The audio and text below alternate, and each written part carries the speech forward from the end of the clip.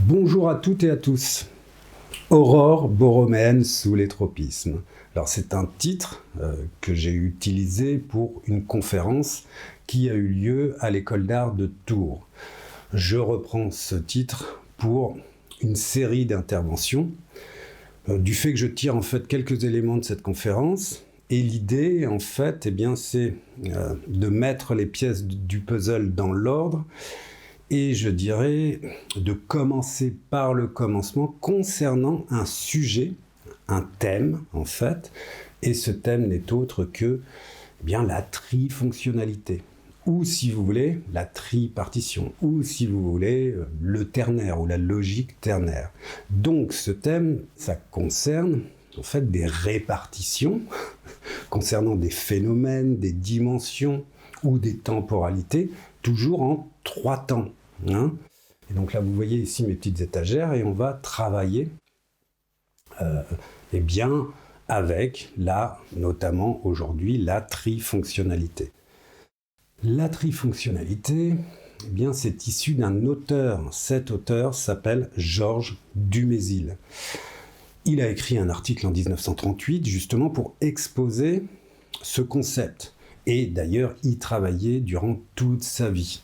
Et à la fin de sa vie, il a produit un ouvrage qui s'intitule « Mythe et épopée 1, 2, 3 ». Alors, en quoi consiste la trifonctionnalité ? Qu'est-ce que c'est en fait ? C'est, pour le dire simplement, l'organisation idéale d'une société en 3 fonctions. Alors, ici, sur ma petite étagère, il y a, pour le dire dès maintenant, et à l'origine, concernant la genèse de la trifonctionnalité qui remonte à 4000 ans, ici on trouverait la richesse, ici la guerre, et ici, alors 2 choses, à la fois le gouvernement et à la fois la croyance.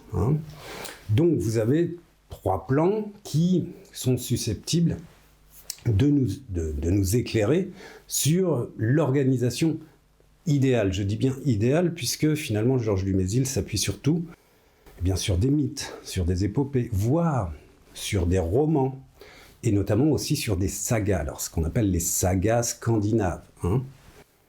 Et éventuellement, on peut aussi pousser concernant les tripartitions ou les incarnations en 3 temps. On peut aussi pousser jusqu'aux contes, jusqu'aux fables, et ce, par exemple, avec le célèbre livre de Bruno Bettelheim, Psychanalyse des contes de fées.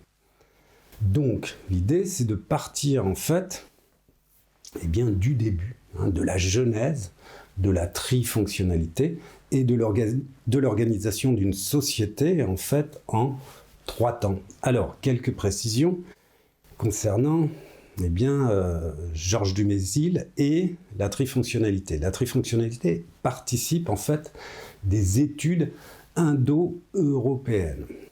Et la genèse, le début, le commencement, ça se produit durant une période, ce qu'on appelle la période védique.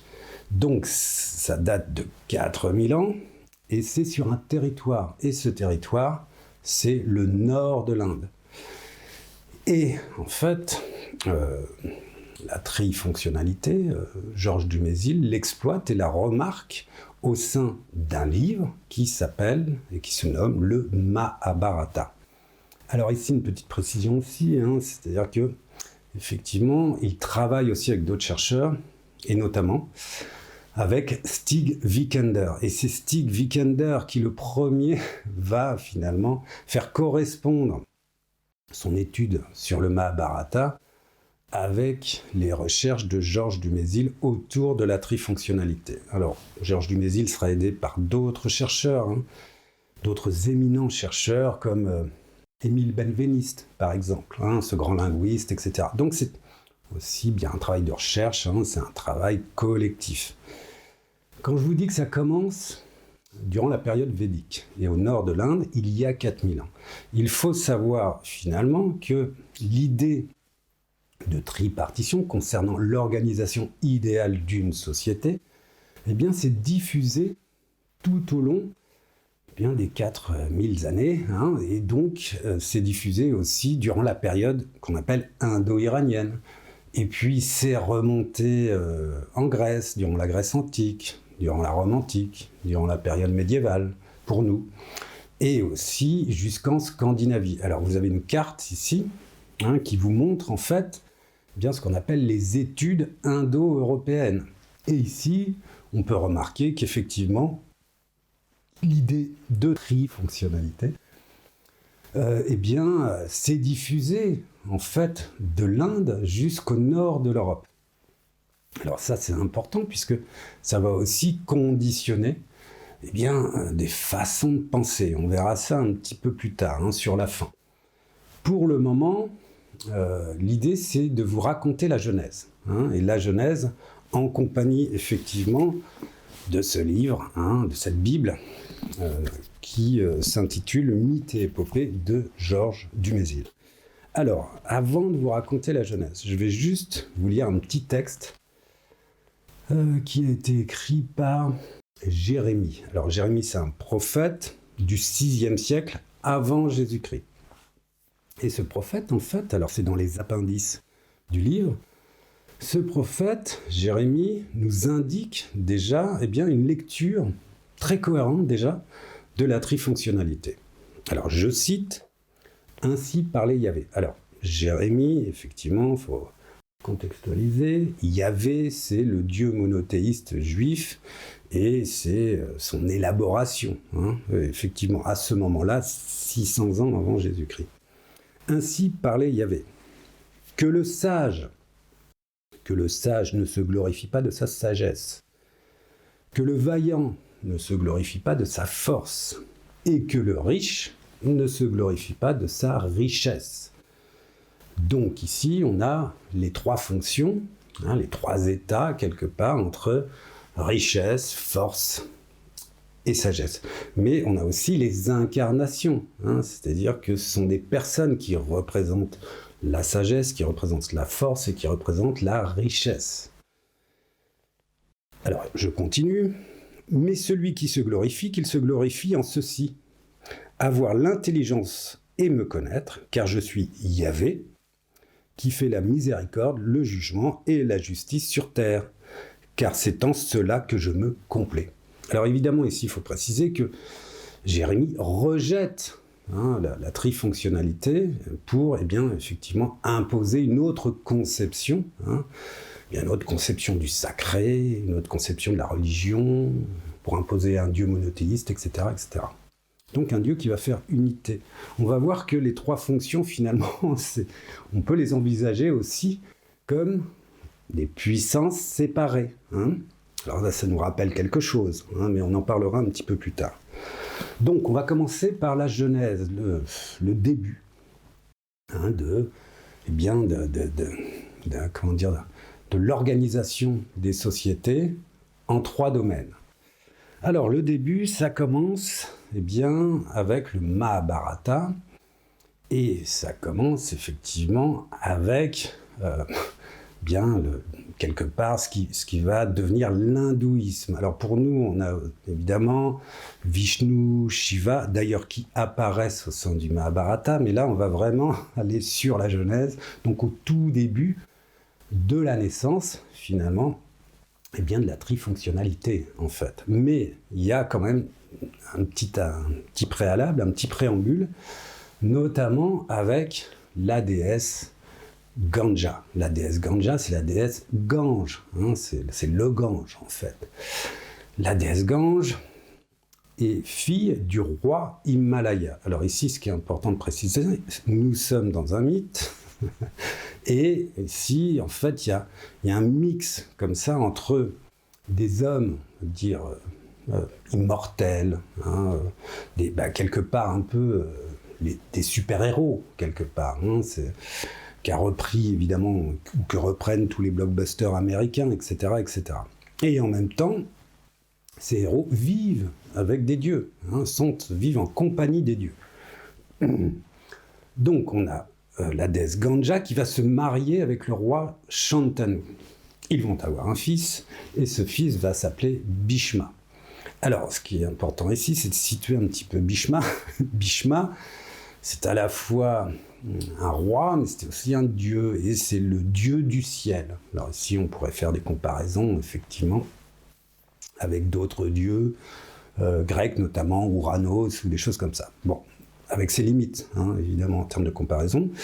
Il a aussi une particularité. Sa particularité, c'est qu'il n'a pas d'enfant et qu'il ne veut pas se marier.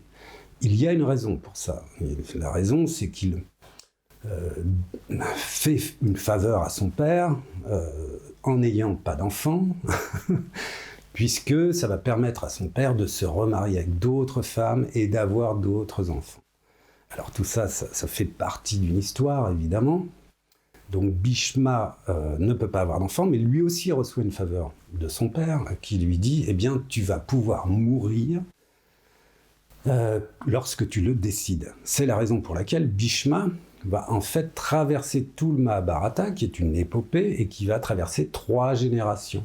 Et il va décider de mourir à la fin du Mahabharata, en tant que homme, super-héros, dieu, et il finira au paradis, hein, figé au paradis, avec, effectivement, tous ses demi-frères, sa descendance, on va dire par procuration, hein, etc., etc. Donc il a cette qualité énorme, eh bien, c'est de décider de sa propre mort, en fait, hein, d'où le fait qu'il traverse les 3 générations du Mahabharata. Alors ici, effectivement, Bhishma n'a pas de descendants, mais il lui en faut quand même des descendants, hein. Donc avec sa mère, la déesse Gange, ils vont opérer une stratégie. Le roi Shantanu a eu des fils, mais ces fils sont morts assez jeunes. Toutefois, ils ont eu le temps de se marier. Ils sont mariés, hein, avec eh bien, des jeunes femmes ou des femmes qui sont devenues veuves. Le truc, c'est que la déesse Gange et Bhishma, eh bien, vont demander à ces veuves de concevoir des enfants pour la descendance de Bhishma avec un ermite hirsute. Alors, cet ermite hirsute, ça sort pas de la famille en fait, puisqu'il est le fils caché de la déesse Gange. Vous voyez, c'est une histoire familiale, c'est une dynastie en fait, hein, familiale, qui va se référer aussi à des conquêtes et au mythe de la conquête finalement du nord de l'Inde, hein. Donc, les 2 veuves vont se reproduire avec cet ermite hirsute, mais cet ermite est disgracieux.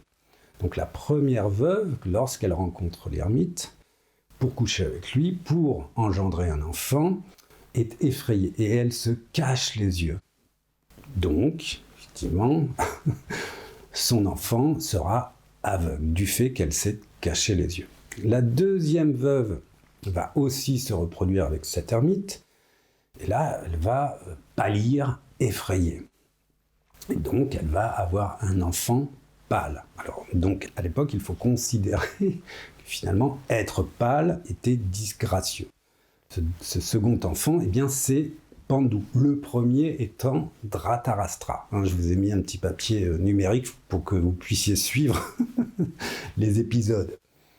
Ensuite, on a, eh bien, effectivement, ces 2 veuves, hein, qui se sont reproduites avec l'ermite, qui en ont un peu marre, et qui, en fait, désignent une soudra. Donc, une servante et une femme, finalement, de la dernière classe. Il va y avoir un enfant qui va s'appeler aussi Vidura. Donc, on a 3 personnes. Alors, ici, Vidura ne peut pas hériter du royaume de Bhishma, puisque c'est un bâtard. Dhritarashtra étant aveugle, il ne pourra pas non plus régner. Donc ça va être Pandu qui va régner, et là aussi, il va y avoir une descendance. Alors, le truc, c'est que commence ici l'idée de trifonctionnalité. Commence ici la distribution au sein du Mahabharata, eh bien, des fonctions. Toujours en imaginant que c'est un mythe, toujours en imaginant que c'est, eh bien, une distribution idéale, hein. Alors c'est important de le préciser, hein, parce qu'après, historiquement, c'est toujours compliqué de plaquer finalement la trifonctionnalité à bien l'histoire humaine en tant que telle. Mais on pourra quand même le faire, on va quand même tenter de le faire plus tard. Hein. Ici, on va reprendre l'histoire. Pandu. À partir de Pandu, Pandu va se marier avec Kunti et Madri. Et Pandu, effectivement, veut aussi une descendance. Et cette descendance, eh bien, il va la demander à Kunti parce que Kunti, en fait, a ce qu'on appelle un mantra, une formule magique. Alors, je vais vous lire, je vais essayer de retrouver assez vite la petite note. Voilà. Oui. Alors, j'entre directement dans le texte de Dumézil. Par chance, sa première femme, Kunti, dispose d'un moyen exceptionnel.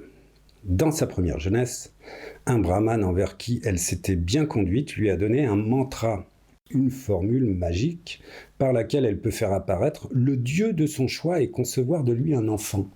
Donc Pandu, eh bien, effectivement, va demander à Kunti d'utiliser son mantra et de se reproduire 3 fois. Donc une première fois avec le dieu Dharma, et du dieu Dharma, elle aura un enfant qui s'appellera Yudhishthira. Ensuite, elle ira voir, ou elle convoquera plutôt, le dieu Indra et le dieu Vayu. Ces 2 dieux sont les dieux de la guerre. Donc elle aura 2 enfants qui s'appelleront Bhima et Arjuna. Et en fait, ces 2 enfants incarneront, comme Yudhishthira, eh bien, la puissance guerrière, et Yudhishthira incarnera la puissance du Dharma. Et le Dharma, anecdote, se présente finalement à Kunti eh bien, sous la forme d'un yogi. Donc c'est celui qui détient la sagesse. Je rappelle, ici, sagesse, guerre, richesse. Et enfin, pour les derniers, qui concernent la richesse, les 2 derniers enfants, en fait, il va y en avoir 2, qui vont être des jumeaux, eh bien, Kunti va donner son mantra, sa formule magique à Madri, et Madri va l'employer, et va pour le coup, eh bien, se reproduire avec les dieux Ashvin ou Asvin. Et là, ce sont des dieux jumeaux. Et elle aura des jumeaux, évidemment, qui s'appelleront Nakula et Sahadeva. Ok, donc là, on a toute une petite famille, et cette petite famille, en fait, eh bien, on voit quoi ? On voit que il y en a un qui se consacrera à la sagesse et au gouvernement, c'est ce qu'on va voir. 2 autres qui vont se consacrer eh bien, à la guerre. Et puis 2 autres encore qui vont se consacrer à beaucoup plus de choses, puisque cette partie qui concerne la richesse, alors c'est pas la richesse comme nous on l'entend, mais c'est vraiment la richesse au sens de la fertilité, de la fécondité. Donc, ici, les dieux Ashvin, ce sont un peu les dieux des agriculteurs, les dieux du soin, de la médecine, mais aussi ce sont les dieux de la beauté. On va voir ça, on va lire un petit peu. Alors, on va revenir à Yudhishthira, et puis on va essayer de creuser un tout petit peu concernant cette figure de Yudhishthira. Pendant l'exil, alors, petit détail aussi, il faut imaginer que nous sommes confronté à une épopée, donc il y a des guerres, des attaques nocturnes, des trahisons, des ruses et des exils. Donc, pendant l'exil, Yudhishthira envoie ses frères, malgré leur répugnance, sauver leurs méchants cousins, donc les cousins étant les enfants de Dhritarashtra, que des Gandharvas ont capturés. Mais ils ne participent pas à l'expédition. C'est lui pourtant, à la fin, qui dispose souverainement des prisonniers. Il leur rend la liberté et les congédie. Alors ici c'est important, car sa royauté, son commandement, n'ont jamais rien de tyrannique, de capricieux, ni d'immoral. Yudhishthira est le Dharmaraja, le roi selon le Dharma. Donc ça c'est important, c'est une fonction de Yudhishthira. Mais il en a une autre, parce qu'il y a une tension finalement continuelle chez Yudhishthira, entre 2 idéaux. D'une part, l'accomplissement rigoureux de son devoir, puisqu'il est couronné roi moral. Et d'autre part, il veut renoncer, sous toutes ses formes, à la victoire au trône, à la vie publique. Plus d'une fois, on le voit aspirer à la vie d'ermite. Et Dumézil ajoute, de plus, Yudhishthira n'aime pas la guerre. Donc vous voyez, il y a une espèce d'ambivalence comme ça entre le fait de se consacrer finalement à la spiritualité. N'oublions pas que c'est le Dharmaraja, et donc que son père, Dieu, Dharma, qui s'appelle Dharma, s'est présenté en yogi, à Kunti, devant Kunti. Donc, c'est la question de la spiritualité. Mais d'un autre côté, il doit aussi gouverner. Alors, on va passer... alors, est-ce que je passe tout de suite à la figure des guerriers ? Non. Je vais faire une comparaison. Je vais faire une parenthèse, d'abord, une petite parenthèse, avant de continuer. Je vais le comparer, en fait, pour commencer, avec Platon et avec la République de Platon. Dans la République de Platon, qu'est-ce qu'on retrouve ? On retrouve, en fait, la même structure. La République de Platon est un livre qui est souvent, nommé comme le livre du roi philosophe. Alors, il n'y a jamais eu de roi philosophe, en fait. Ça a toujours été plutôt des guerriers. Mais c'est la cité idéale de Platon qui est décrite dans ce livre. Donc Platon situe lui aussi des fonctions. Ici, pareil, c'est le sage, mais là, ici, évidemment, c'est la figure du philosophe. C'est pas le prêtre, c'est la figure du philosophe, qui, évidemment, détient tout... détient le droit moral. C'est lui qui... c'est une figure assez commune pour nous. Le philosophe est à la recherche de la vérité. Il est à la recherche de la tempérance. Le philosophe n'est pas prétentieux, etc. Alors, quoique, on peut en trouver quelques-uns, des philosophes français prétentieux. Mais bon, logiquement, l'image commune nous dit, finalement, et nous le dit d'ailleurs avec Arthur Schopenhauer, il nous dit qu'il n'y a pas de philosophie qui ne soit pas morale. Donc le philosophe incarne la morale tout autant que Yudhishthira. Là, c'est, le philosophe ici, auxiliaire supérieur. Ici, il désigne des auxiliaires inférieurs au sein de sa république. De jeunes guerriers qui doivent défendre la cité. Donc là, on a les guerriers, sous contrôle des philosophes, évidemment. Et ici... on a les agriculteurs marchands. Alors, Platon ne considère pas très bien les marchands, en fait, ou du moins, pas sûr que Platon s'est beaucoup intéressé à l'économie. En tout cas, il s'intéresse plutôt à une force qui est liée à la base, à la survie, et donc il s'intéresse aux agriculteurs, à cette richesse, en fait, que produisent les agriculteurs, ce en regard de la fertilité, de l'abondance, on va dire, nourricière. Donc, on voit ici que ça reprend exactement le même schéma que le Mahabharata, finalement, concernant... Alors ici, entre guillemets, plutôt historiquement, ici, là encore, précisons, c'est la cité idéale de Platon. Cette cité ne s'est pas réalisée. En fait, alors, ici je pourrais amener un point de détail, une parenthèse dans la parenthèse, c'est que, effectivement, on verra ça sans doute aussi avec un petit peu Hegel, mais on pourrait parler comme ça, d'une réalisation comme ça au temps des communistes. En 1917, effectivement, avec la révolution russe, il y a ce qu'on appelle la création d'un politburo. Alors, ce premier politburo, effectivement, on a deux figures. Alors, ils étaient au nombre de 5, je crois, mais surtout les deux figures principales, c'était Staline et Lénine. Et effectivement, le politburo, historiquement, a duré de 1917 jusqu'à, pas aujourd'hui, mais jusque dans les années 80, si je ne m'abuse. Bon, à vérifier. Mais effectivement, ce comité de sages, un peu à la Platon finalement, c'était pas du tout des sages, c'était des hommes politiques, et on a vu ce que ça a donné après avec Staline. Mais c'était un petit peu l'idée, vous voyez, le politburo, et puis l'idée communiste, évidemment, de rendre justice au peuple, hein, quelque part, etc., etc. Avec une force armée, l'armée rouge, hein, bien conséquente aussi. Bref, je reviens à Platon, après toute cette parenthèse dans la parenthèse. Platon, en fait, au sein de la République, nous dit aussi autre chose de très important par rapport à Yudhishthira. Qu'est-ce qu'il nous dit, Platon ? Eh bien, Platon nous dit que le philosophe, lui aussi, doit renoncer à la vie publique. Lui aussi est plutôt un ermite. Lui aussi, effectivement, eh bien, doit se consacrer à la réflexion. Alors, comme l'image du philosophe, hein, qu'on a du philosophe encore actuellement, il doit se consacrer à la vérité.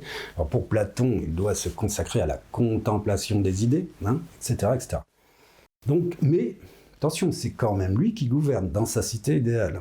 C'est quand même le philosophe, donc, eh bien, à la limite, il faut venir le chercher, hein, pour avoir des conseils et pour, finalement, eh bien, qu'il puisse gouverner la cité.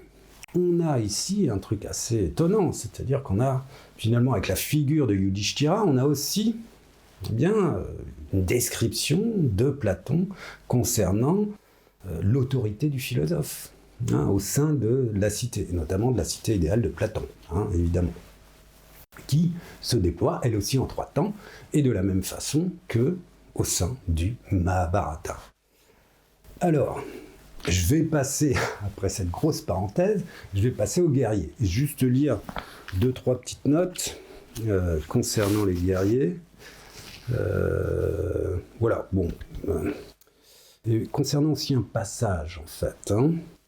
Alors, ces 2 divinités qui apparaissent souvent en couple, Indra et Vayu, hein, c'est Indra qui a tiré à lui toute la substance mythique. Vayu n'est plus guère qu'un doublé d'Indra, sans autonomie.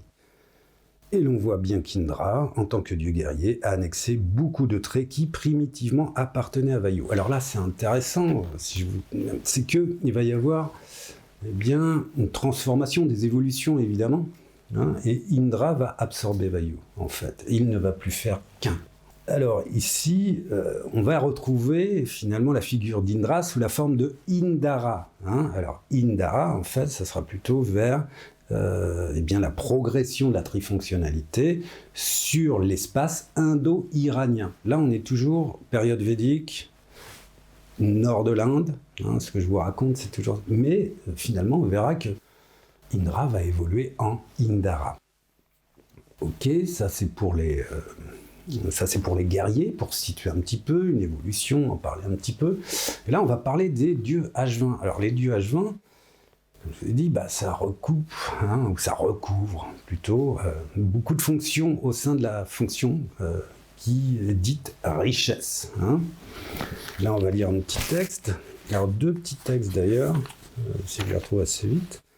Le premier petit texte qui confirme, en fait, eh bien, le fait que les dieux H20, aussi appelés Nasatiya, là encore, il faut prendre conscience que les noms évoluent, hein, des dieux, mais les fonctions restent, hein, aussi appelés Nasatiya. Alors, ils sont, ce sont les dieux des éleveurs-agriculteurs, quelque part, et là, ici, du Musil, c'est intéressant, il les qualifie de tiers états divins. Sur cette zone, sur la zone de la richesse, ces tiers états divins. Là, c'est vraiment intéressant. En fait, on va en reparler. Ce sont aussi les dieux H20, les médecins des dieux. Hein. Ce sont les donneurs de santé et de fécondité. Hein. Donc, ça concerne aussi bien la maternité. Hein, ici, ça concerne aussi les femmes. Ça. Et enfin, par un autre dieu, encore, hein, dédoublement, etc., par Pushan, ou Pushan, hein, eh bien, ils sont dieux des troupeaux, en fait, les dieux H20, les jumeaux dieux H20. Je vais vous lire aussi une autre petite version, car là, on a voilà, des fonctions au sein de la fonction, mais ça concerne aussi l'esthétique, ça concerne aussi la beauté, et là, c'est assez amusant, si je retrouve vite. Voilà. Alors, C'est donc le couple des H20 qu'elle évoque. Et ils engendrent en elle 2 fils jumeaux, on en a parlé, Nakula et Sahadeva. Que caractérise la beauté, avec quelques prolongements. Ils sont incomparables sur la Terre pour la beauté. Et une voix sans corps les qualifie en ces termes à leur naissance. En beauté et en énergie, ils surpassent les H20 même. Donc, alors ici, ça concerne quoi ? Ça concerne finalement une autre façon de lire au sein de la trifonctionnalité ou de la tripartition, ça concerne l'esthétique, la beauté, qui est située à ce niveau-là. Alors j'ai une autre grille de lecture, il y a plein de grilles de lecture en ternaire sur ce petit tableau. Là vous avez le mot esthétique en fait. Et le mot esthétique eh bien, correspond au grec aesthésis. C'est un mot qu'a développé un auteur qui s'appelle Baumgarten. C'est lui qui l'a quelque part inauguré, le mot esthétique. Et par la suite, effectivement, alors l'esthétique, ça concerne bel et bien la sensibilité, ça concerne les sens sensibles, ça concerne le corps, et ça concerne bien entendu la beauté. Et on verra évidemment par la suite la manière dont Emmanuel Kant ou Georg Wilhelm Friedrich Hegel usent de l'esthétique et en produisent des textes extrêmement riches, extrêmement intéressants. Mais bon, là, moi, ce qui m'intéresse, en fait, vous voyez, c'est de placer un petit peu, finalement, et de produire des correspondances, en fait, entre, différents événements, à la fois historiques, mais aussi des événements qui se référeraient aux mythes, aux contes, etc., etc. Ou à des conceptions idéales d'une société. Mais là, ici, vous voyez, ce qui est assez intéressant, alors tout ça, évidemment, est cousu de fil blanc, il y a des recoupements, en fait, possibles entre la trifonctionnalité originelle, la Genèse, qui nous parle en fait de structure, de fondation propre, je dirais, à un ordre social, et on pourrait même aller jusque-là, propre à des classes sociales, on verra ça un petit peu plus tard. Cette structure, nous informe, et nous informe au cours du temps, sur d'autres manières, finalement, mais qui sont toujours un peu les mêmes, d'autres incarnations, sur d'autres manières d'organiser la société. Alors ici, je vais vous mettre une image, c'est une image que j'ai trouvée, qui finalement peut nous expliquer de manière assez simple, une autre façon d'envisager la trifonctionnalité et en fait l'héritage du Mahabharata finalement. Alors ici on voit qu'il y a le paysan ou le serf sur cette petite icône, on voit le chevalier ou le seigneur, et on voit quoi ? On voit le prêtre. Alors là c'est plus le philosophe, c'est le prêtre ou le clerc.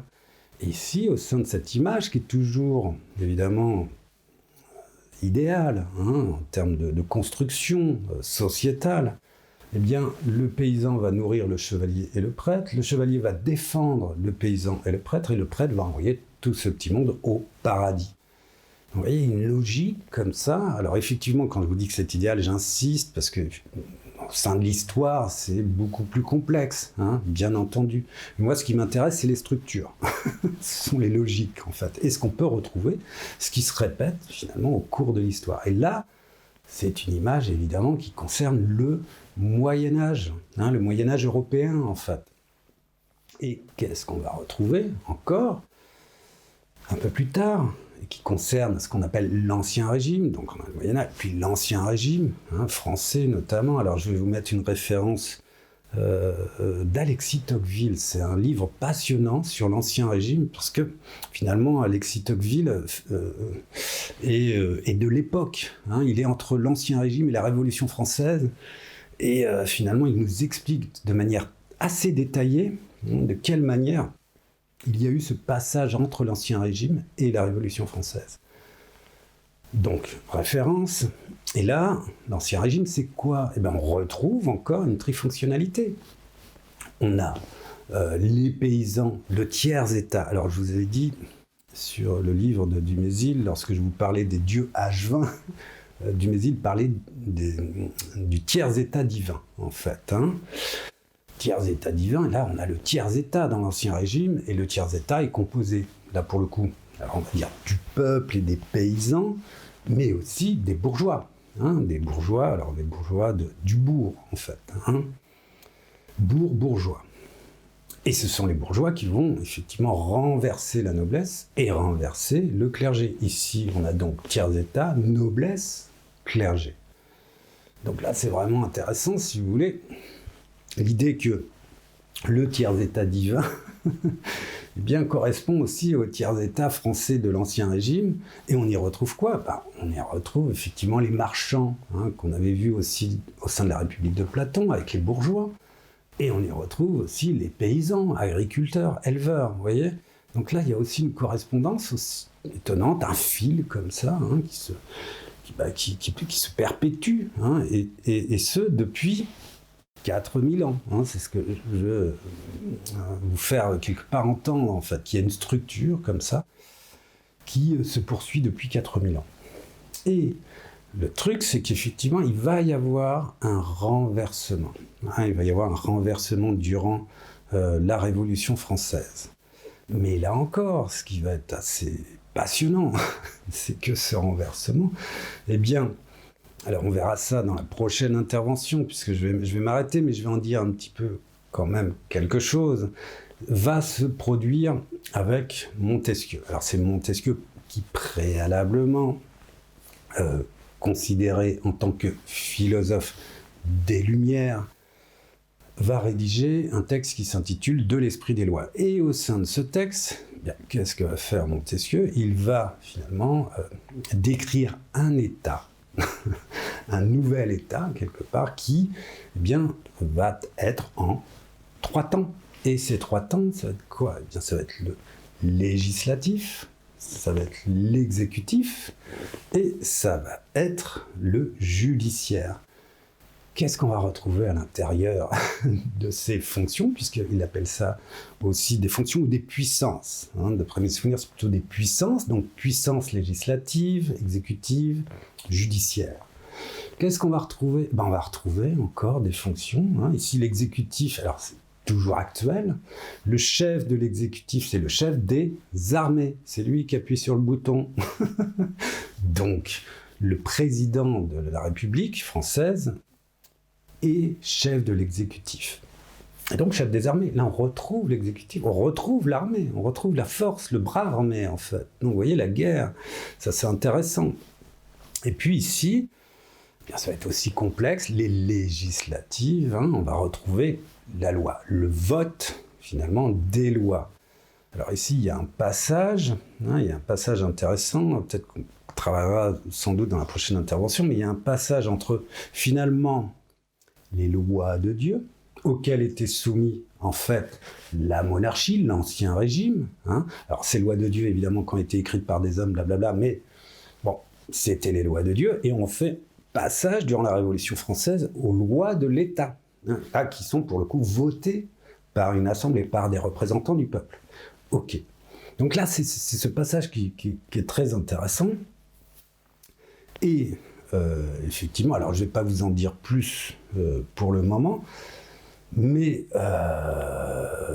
qu'est-ce que je voulais raconter ? Oui, c'est de dire qu'en fait, là, je vous ai parlé d'État. On va dire la loi de Dieu ou les lois de Dieu et puis les lois de l'État. Alors ça ne voulait pas dire, c'est toujours un petit peu nuancé, qu'il n'y avait pas d'État sous l'Ancien Régime. Avec Louis XIV, il y avait un État, il y avait des fonctionnaires, il y avait des ministres, Colbert notamment, mais c'était un État royal, c'était des ministres royaux, etc., etc.